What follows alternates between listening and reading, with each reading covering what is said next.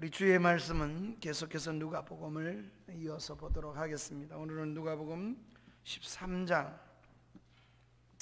18절 말씀부터 21절에 있는 말씀까지 네 소절에 있는 말씀을 보도록 하겠습니다.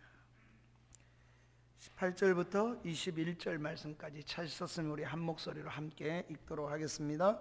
그러므로 예수께서 이르시되 하나님 나라가 무엇과 같을까? 내가 무엇으로 비교할까? 마치 사람이 자기 채소밭에 갖다 심은 겨자씨 하나 같으니 자란 나무가 되어 공중의 새들이 그 가지에 깃들였느니라.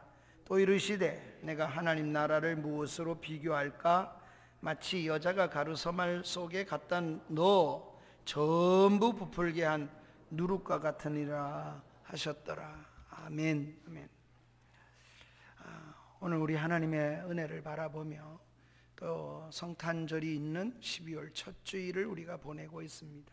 힘들고 어려운 사람들이 우리 주변에 참 더 많아진 때입니다. 특별히 노년의 삶을 사는 우리 어른들은 훨씬 더 힘든 시기를 보내는 것 같습니다. 자녀들이 또 여러 가지 상황이 좋지 못하니까 돌봄도 또 훨씬 약해지고 그런 가운데서도 이겨내야 하는 우리 어른들을 생각하고 여러분 위로 전화를 해도 한 번 더 하고 한 번 더 살펴보는 시간들 또 걸음들이 되었으면 좋겠습니다. 또 이번 주 토요일에는 우리 예린이 우리 청년으로 있다 제천에 가 있는 우리 박병기 김명희 우리 집사님 가정의 둘째 딸이죠. 제천에서 결혼식이 있습니다. 또 위로하실 분들은 함께 위로도 하고 주보에 있는 대로 함께 하실 분들은 우리 9시 35분에 본당에서는 30분에 우리 교회에서는 30분에 9시 30분에 출발하니까 함께 하시면 좋겠습니다. 오늘 우리가 함께 나누고자 하는 하나님 나라의 말씀, 하나님 나라에 관한 예수님의 가르침입니다. 하나님의 나라의 성격, 하나님 나라는 어떤 나라고 어떤 성격을 가지고 있느냐 하는 걸 잘 보여주시는데 예수님이 비유 속에 담아서 주셨습니다. 그것은 겨자씨와 누룩이라고 하는 예수님의 두 가지를 가지고 하늘나라를 설명하셨습니다. 하나님 나라는 무엇과 같을까? 무엇으로 비유할까? 우리는 마태복음 13장에 보면 마태는 아주 예수님께서 하신 말씀을 다양하게 기록을 해 놓았습니다. 그래서 예수님이 하늘나라에 대한 비유로 말씀하신 것이 여러 가지입니다. 씨 뿌리는 비유도 있었고 또 밭에 감추어져 있는데 어쩌다가 밭을 갈다가 보화를 갑자기 발견, 하늘나라는 이와 같다. 감추어진 보화를 찾는 것과 같기도 하다. 또 어떤 때는 예수님께서 진주장사 이야기를 하시면서 진주장사가 좋은 진주를 찾으러 다니다가 진주 하나를 보게 되었다. 그래서 너무 좋은 진주라서 돌아와서 자기 재산 다 처분해가지고 그 좋은 진주를 샀느니라. 하늘나라는 진주장사와 같다고 말씀도 하시기도 하시고, 때로는 예수님께서 바다에 그물을 쳐가지고 고기를 잡으면 좋은 고기 나쁜 고기 다 잡혀오는데 좋은 고기는 골라내고 나쁜 고기는 버리느니라. 하늘나라는 그와 같다. 또는 일찍이 예컨대 새 것을 내오고 헌 것을 내오는 이런 청지기 집주인의 이야기를 하시면서 하늘나라는 이와 같다. 이렇게 예수님께서 비유로 다양한 말씀을 하십니다. 예수님께서 이렇게 다양하게 비유로 설명하신다는 말은 하늘나라를 이해하기가 그렇게 쉽지가 않기 때문에 사람이 이해할 수 있는 그런 여러 가지 직업과 상황과 형편을 예수님께서 들어서 설명을 하신 거죠. 그런데 누가는 그 많은 비유를 몰랐을까요? 알았을 것 같아요. 그런데도 불구하고 오늘 누가복음에는 그 속에서도 두 가지만 딱 선택을 해서 두 가지를 잘 선택해서 기록해 놓았습니다. 이렇게 누가가 오늘 본문의 두 가지를 언급한 것은 두 가지만 가지고도 하늘나라를 성격을 잘 보여준다고 생각했을 겁니다. 그래서 그 많은 비유 속에 특별히 두 가지를 선택을 했을 것입니다. 그 중에 하나가 겨자씨고 그 중에 하나가 가루 속에 들어간 누룩에 관한 이야기입니다. 우리에게 하나님 나라는 무엇입니까? 또 우리는 하나님 나라를 어떻게 비유할 수 있을까요? 정말 하나님 나라를 우리가 제대로 알고 있습니까? 우리가 하나님 나라에 대한 성격을 오늘 주님 말씀을 통하여 우리가 함께 생각해 보려고 합니다. 오늘 먼저 비유 속에 생각할 하나님의 나라는 첫째로 작게 시작하는 하나님의 나라라는 겁니다. 그러니까 오랫동안 기다릴 수 있어야 돼. 인내가 이 속에 있어야 되겠고 또 그 기다림 속에 우리가 하나님 나라를 보는 눈을 가져야 된다고도 예수님께서 교훈을 주시는 것이기도 합니다. 작게 시작된 하나님의 나라, 곧 겨자씨 비유입니다. 19절에 보면 예수님께서 채소밭에 심은 겨자씨 이야기를 합니다. 그런데 그 한 알 겨자씨가 심어졌는데 그 채소밭에서 자라서 얼마나 컸는지 무려 새들이 와서 깃들일 수 있는 나무같이 되었다는 겁니다. 그러니 겨자씨가 얼마나 작을까, 또 얼마나 나무가 됐으면 얼마나 컸을까, 이게 아주 비교급으로 설명을 한 겁니다. 시간이 지나면서 점점 그렇게 커갔다는 것입니다. 주님께서는 겨자씨를 통하여 하나님의 나라를 말씀하셨습니다. 겨자씨의 특징 지어지는 것이 무엇인가 그러면 겨자씨는 너무 작다는 겁니다. 세 가지 면을 겨자씨를 통해서 우리 주님이 언급을 하고 있다고 생각이 되는데 그 첫 번째가 겨자씨는 너무 작다는 거예요. 씨 중에서도 가장 작은 씨, 비교해서 그 당시에 제일 작은 것 그러면 겨자씨라고 이야기를 하면 다 알아들을 수가 있었다는 말입니다. 얼마나 작은가? 겨자씨에 대한 이야기를 비교급으로 설명한 마가복음 4장 31절 말씀에 보면은 이렇게 비교를 합니다. 겨자씨 한 알 같으니 땅에 심기울 때 땅 위의 모든 씨, 우리 성경은 이렇게 언급을 합니다. 땅 위에 있는 모든 씨, 호박씨, 상추씨, 모든 씨들이 있는데 그 씨들 중에서도 땅 위에 모든 씨보다 작은 씨. 그러니까 이 땅에서 성경이 이렇게 표현하는 거예요. 비교해서 그보다 더 작은 씨도 있을 거라고 저는 압니다. 그런데 성경이 표현하는 것만 그만큼 작다는 걸 의미하는 것입니다. 비교해서 그만큼 작은 씨가 겨자씨라는 거예요. 이만큼 작은 씨가 눈에 잘 보이지 않을 만큼 작은 씨라는 겁니다. 하지만 밭에 심겨지자 점차 자라서 새들이 깃들일 만큼 큰 나무가 되었다. 보통은 1m 그리고 더 큰 건 2, 3m까지 된다고 합니다. 그러니 나무처럼 자랐습니다. 하나님 나라도 겨자씨처럼 주님이 오심으로써 시작이 되어져서 점점 눈에 보이지 않는 것 같아도 커서 장차 수많은 사람들이, 수많은 새들이 와서 그 나라의 덕을 보게 되더라. 새들이 날아와서 거기에 깃들이게 되고 참으로 그늘도 되어주고 또 먹이도 되어주는 그런 나무가 되더라는 겁니다.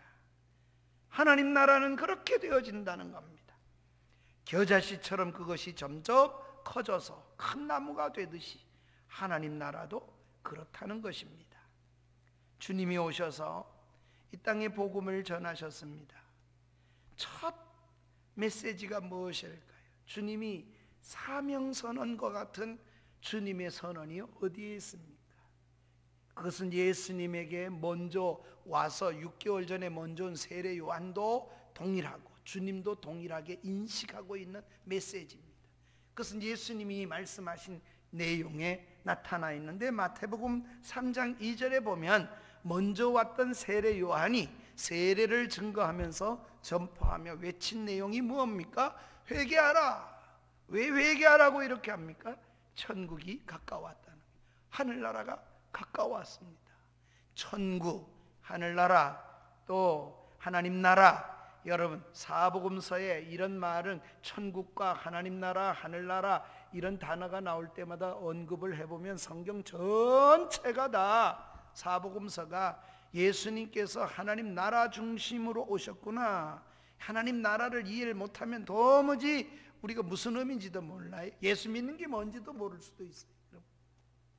그만큼 하나님 나라의 모든 걸 다 주님이 걸으셨습니다. 세례 요한이 이렇게 증거했습니다. 그럼 우리 주님은 이 땅에 오셔서 예수님의 첫 번째 가르침, 첫 번째 선포가 무엇입니까? 마태복음 3장 2절에서 세례 요한이 증거했고, 한 장 넘어가서 예수님의 사역이 시작점이 되는데, 마태복음 4장 17절에 보면 예수님의 사역의 첫 선언이 나옵니다. 한번 같이 읽어볼까요? 이 구절은 아주 소중한 구절인데 우리 같이 읽겠습니다. 시작. 이때로부터 예수께서 비로소 전파하여 이르시되 회개하라, 천국이 가까웠느니라 하시면서, 마태가 강조하는 게 있습니다. 마태복음의 강제점이 뭐냐? 이때로부터 비로소, 이 두 단어가 병행해서 나오는 그런 내용이 강조점입니다. 마태복음은 이 단어가 똑같이 쓰여진 곳이 한 곳 더 나와요. 마태복음 16장에 예수님이 이 땅에 오셔서 기적도 행하시고 병자도 고치고 많은 능력도 행하시면서, 예수님이 그러나 지금까지 안 가르치다가 비로소 가르치는 말씀이 바로 마태복음 16장의 신앙 고백 후에 예수님께서 이때로부터 비로소 예수님이 가르쳤다, 마태는 그런 말을 합니다. 그때 다시 한번 이때로부터 비로소란 단어가 나와요.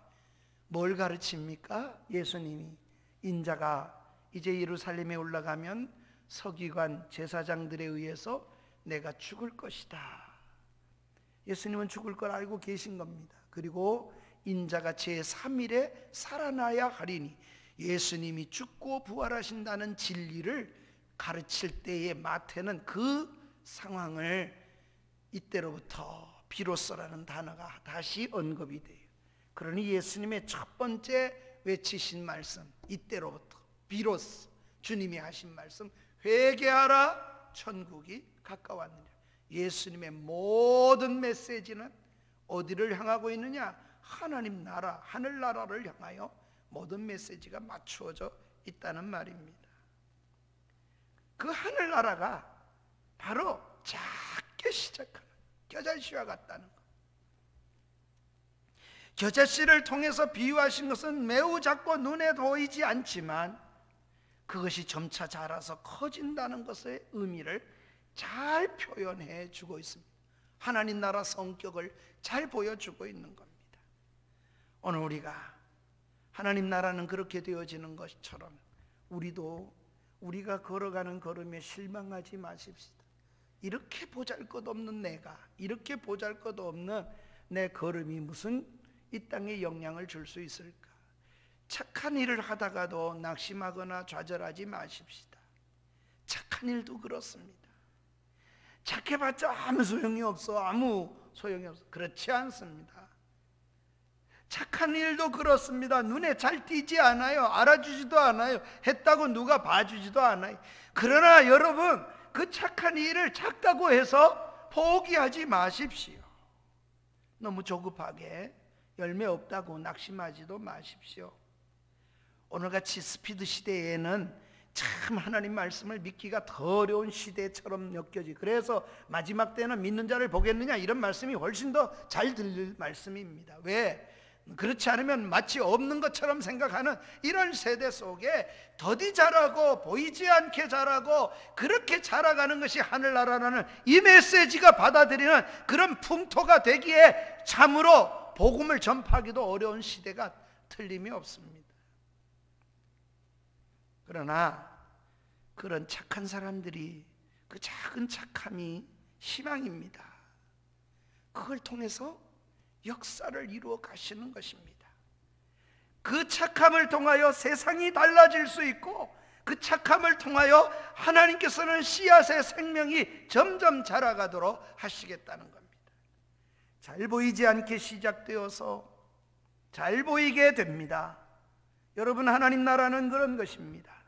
그러니까 너무 작다고 포기하지 마시고 그렇게 심어서 한 걸음을 걸으십시다. 저는 믿음의 생활은 한 걸음이라고 생각합니다. 오늘 한 걸음 걷고 내일 또 넘어지더라도 한 걸음을 걸어가는 겁니다.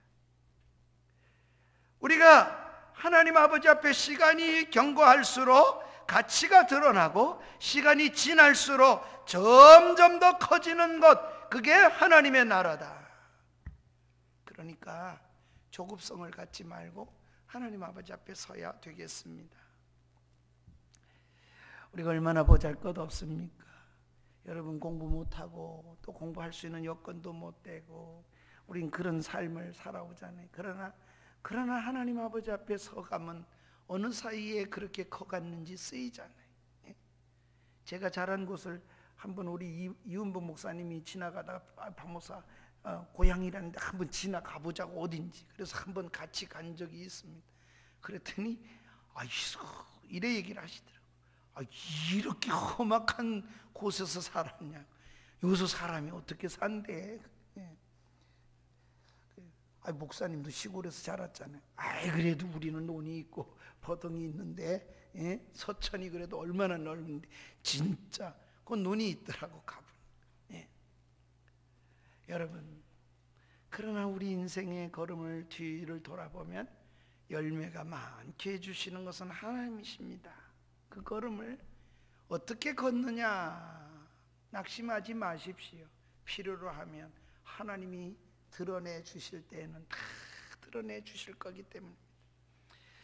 우리가 다음으로 눈여겨볼 이 겨자씨의 작은 것이라는 의미가 하나 있다면, 또 하나는 그 작은 것 속에 생명력이 있다는 겁니다.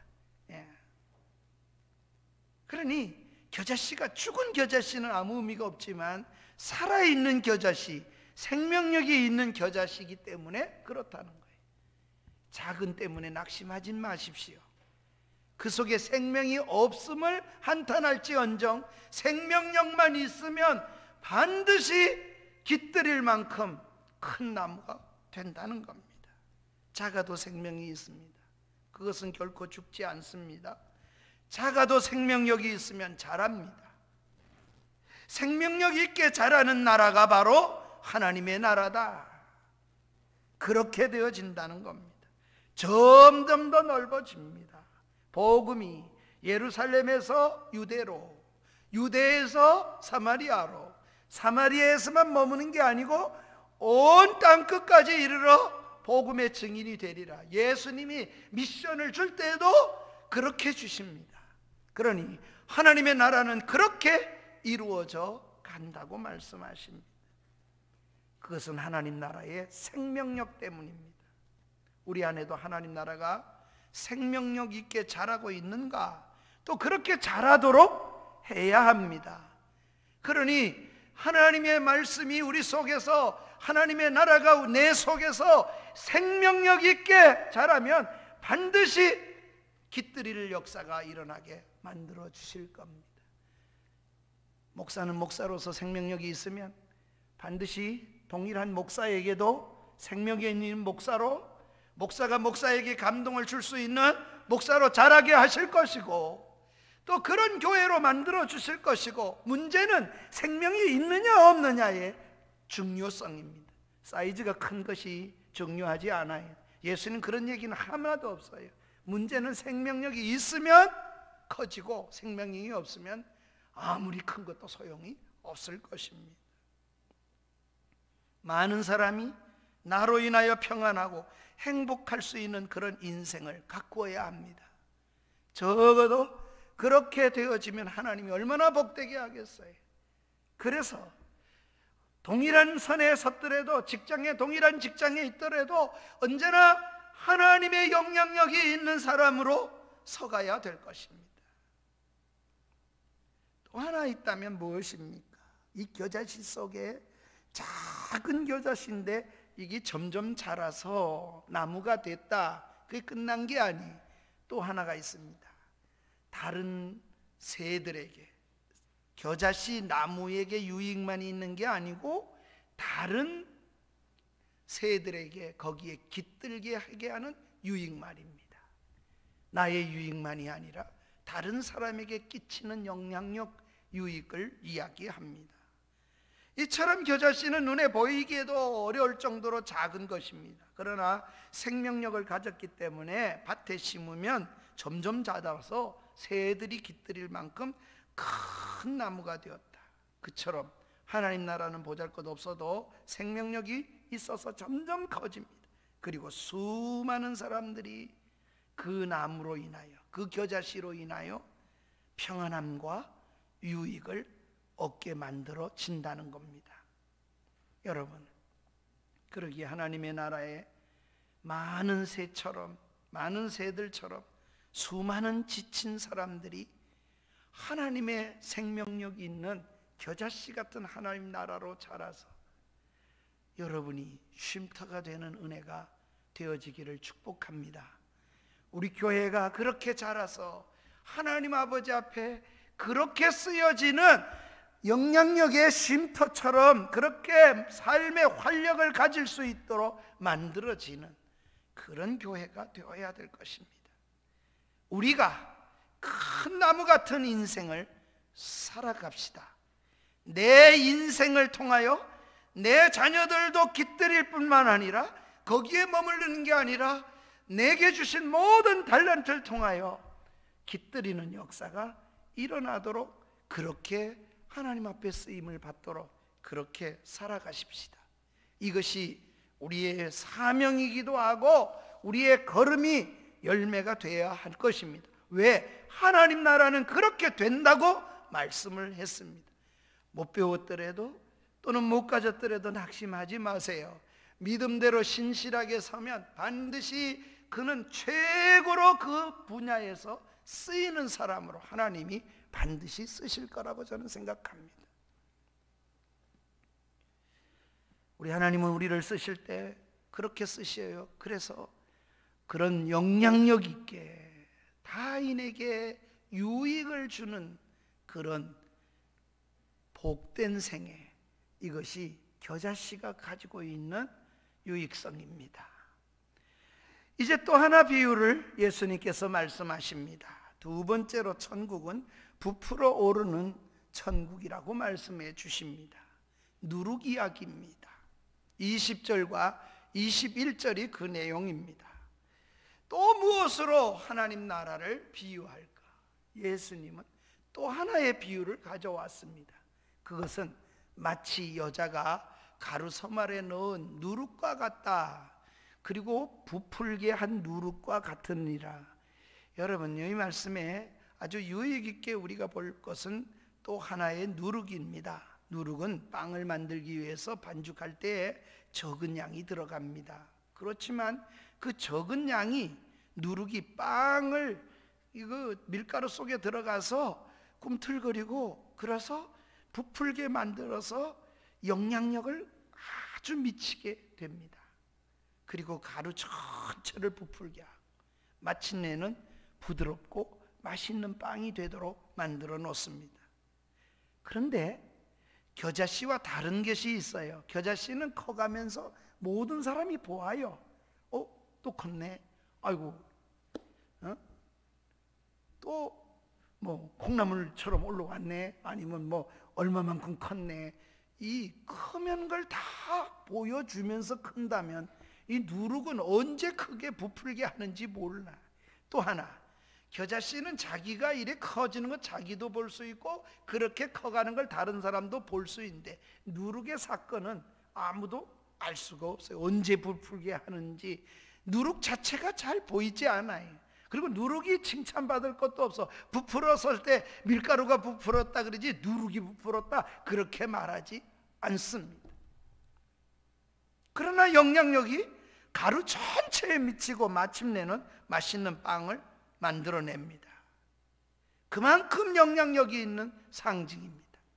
누룩을 통해서 천국의 성격을 보여주는 데는 보이지 않는 데 불구하고 영향력이 미치는 이야기를 지금 하는 거예요. 하늘나라의 성격은 그런 것이다. 그러니 이런 말입니다. 첫 번째와 두 번째 비유 속에는 하나는 보이면서 보이게 크면서도 영향력이 미치는 게 하나님의 나라다. 또 하나 천국은 보이지 않는다. 보이지 않으면서도 영향력을 미치는 나라가 하나님의 나라다.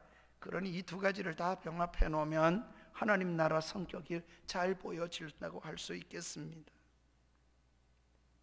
세상에 들어가면 세상을 바꿀 수 있습니다. 이 누룩이 나한테 들어오면 내가 변하는 겁니다. 그렇게 변화를 가져오면 모두에게 영향력을 미칩니다. 곳곳에 들어가서 그런 영향력을 미치는 것, 얼마나 중요할까요? 이 시대에는 정말 지도자들이, 전 세계 지도자 되신 분들이 좀 이상한 지도자들이 많이 나왔습니다. 미국의 대통령도 한때 이상하다 이렇게 얘기를 할 만큼 저 대통령이 좀 정신적으로 문제 있지 않나. 메르켈 대통령도 메르켈이라니, 필리핀의 대통령도 좀 이상하다. 제가 코로나 오기 전에 필리핀의 선교지에 강의를 갔을 때 이런 얘기를 들었어요. 거기 내린 사람한테 대통령이라는 사람이 마약을 한 사람들이 오늘 비행기 타고 왔다 그래서 그놈들을 다 군인을 갖다 놓고 거기다 총살시켜라 그래서 내려오는 대로 쏴 죽였대요. 비행기 안에 들어가서도 다 쏴 죽였대요. 재판 없었냐? 없었대. 깜짝 놀랐어요. 이런 대통령도 나와요. 그런가 하면 우리는 또 한 사람의 지도자, 이 시대에 저는 지도자 그러면 최고의 지도자를 꼽으면 저는 독일의 메르켈 수상이라고 생각합니다. 그가 통치한 독일의 통치 기간은 18년입니다. 18년이면 독일의 총리 속에 가장 오랫동안 통치한 수상입니다. 시간적으로도 제일 오래, 어떻게 보면 독재한 것처럼 보여진 그런 여성입니다. 그런데도 불구하고 얼마 전에 은퇴식을 아마 뉴스에도 보셨을 겁니다. 어떤 지도자보다도 가장 영향력을 주었다고 생각하고 독일인들의 마음속에 남아있는 지도자가 있다면 아마 오고 얼마나 올렸는지 모르지만 메르켈을 잊을 수는 없다고 생각합니다. 이 시대에 가장 훌륭한 지도자라고 생각을 해보기 때문입니다. 어떤 친척도 그의 지도부에 임명한 적이 없었던 여인, 영광스러운 지도자인 척한 적도 없는 지도자, 앞섰던 정치인들하고도 싸운 적도 없는 수상, 그러면서도 어리석은 말을 하지 않는 여성 지도자였습니다. 그녀는 사진을 찍히려고 일부러 베를린 골목에 나타난 적이 없는 그런 자기를 선전하기 위해서, 사진 찍기 위해서 움직이는 사람이 아니었습니다. 그러나 세계의 여인이라는 별명을 가진 지도자이기도 합니다. 독일의 반응은 국가 역사상 전례가 없었다.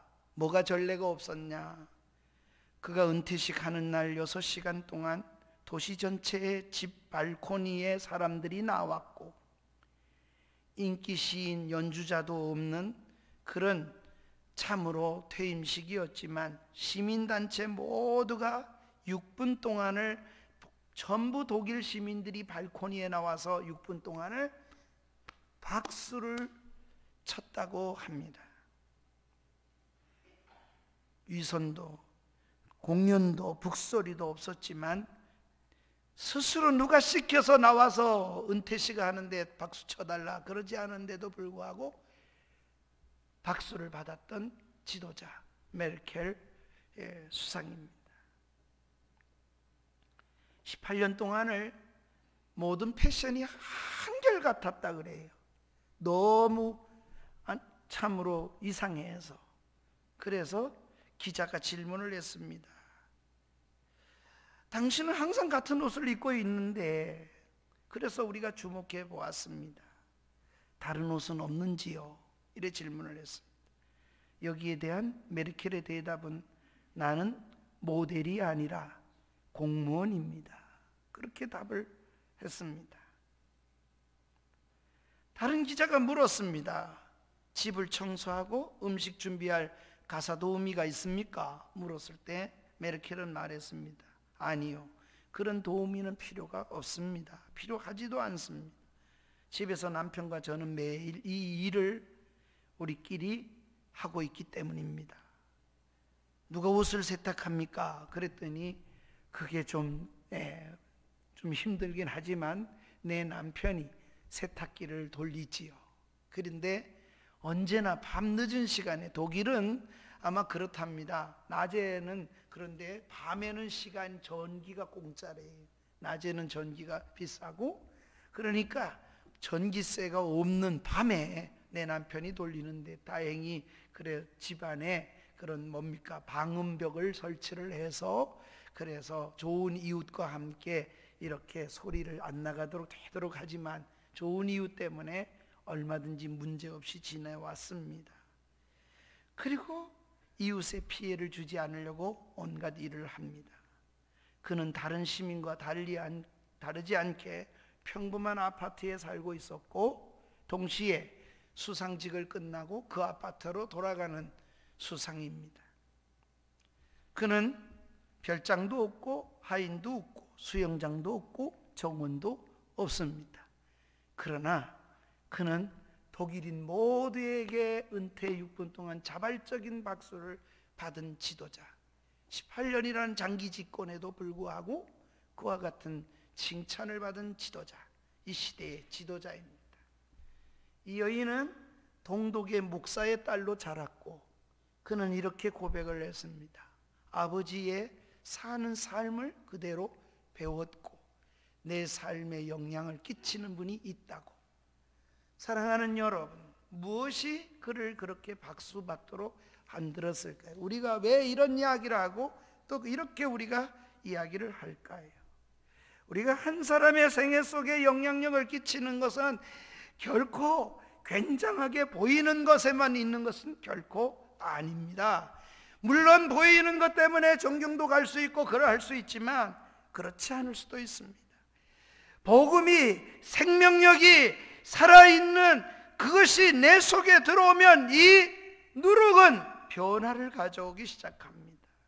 내 속에 들어오면 내가 변화되는 거고, 그게 내 직장에 들어오면 내 직장이 바뀔 것이고, 시간이 더디더라도 반드시 그렇게 되어진다. 하늘나라라면, 생명력이 있다면, 거기가 정말 하나님 나라가 임했다면 반드시 그렇게 된다, 이런 말입니다.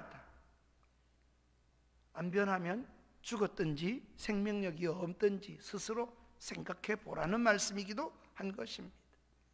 겨자씨와 누룩의 차이점이 있다면 겨자씨는 자라날 때마다 눈에 다 보이게 되고 모든 사람이 자라는 걸 보면서도 영향력을 끼친다면, 누룩은 부풀어 오르는 밀가루만 보일 뿐 누룩 자체는 보이지 않는다는 점입니다.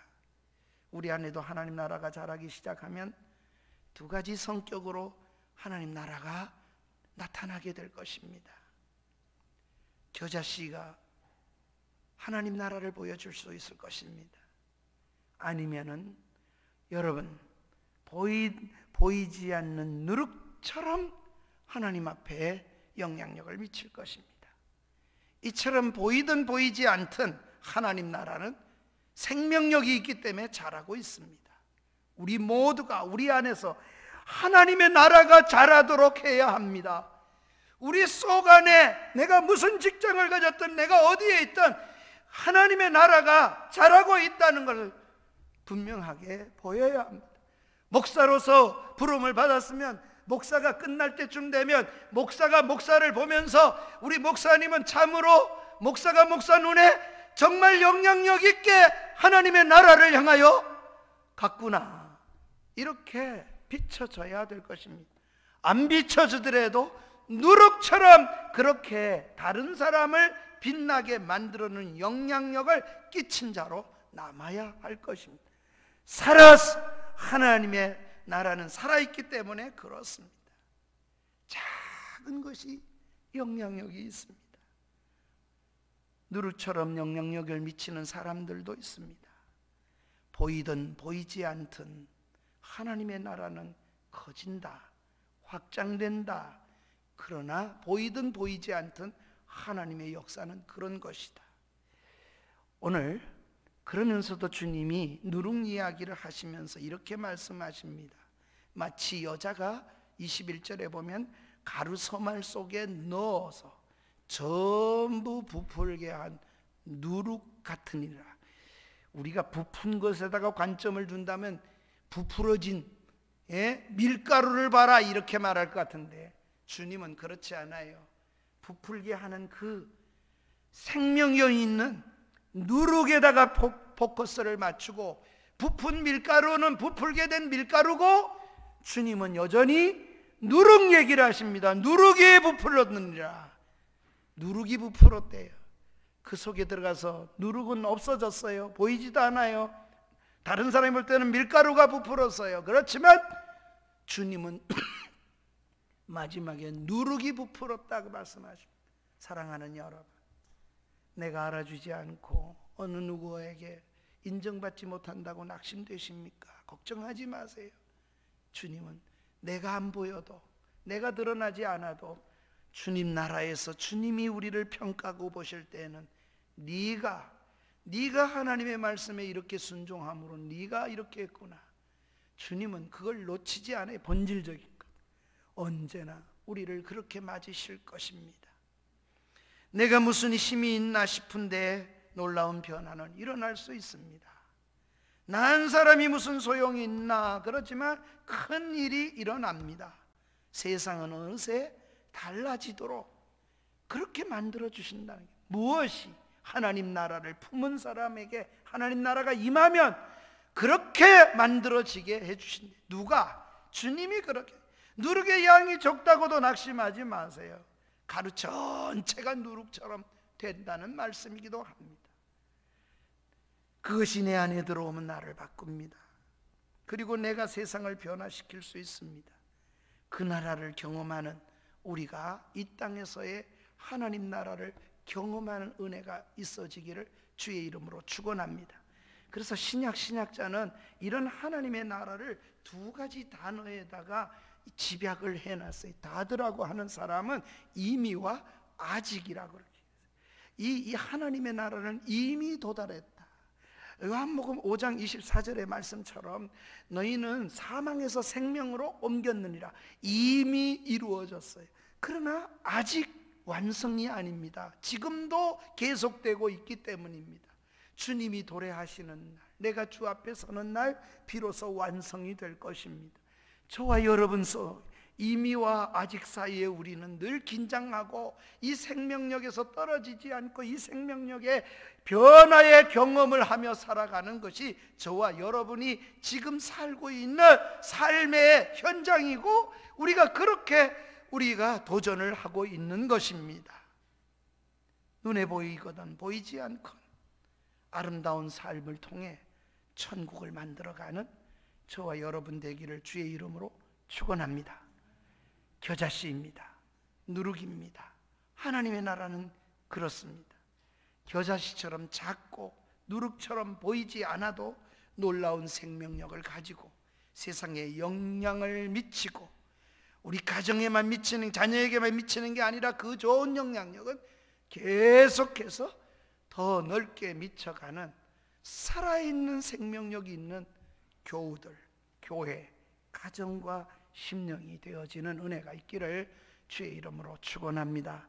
우리 이 말씀을 기억하며 다 같이 일어나셔서 우리 찬양을 드리겠습니다. 나의 갈 길 다 가도록 그렇게 주님이 함께 은혜 주시기를 간구하십시다. 어려운 일 당해도 염려하지 마십시오. 거기에 걸맞는 흡족하게 주신답니다. 코로나19 속에서도 주실 은혜를 바라보면서 우리는 찬양을 드려야겠습니다. 384장입니다.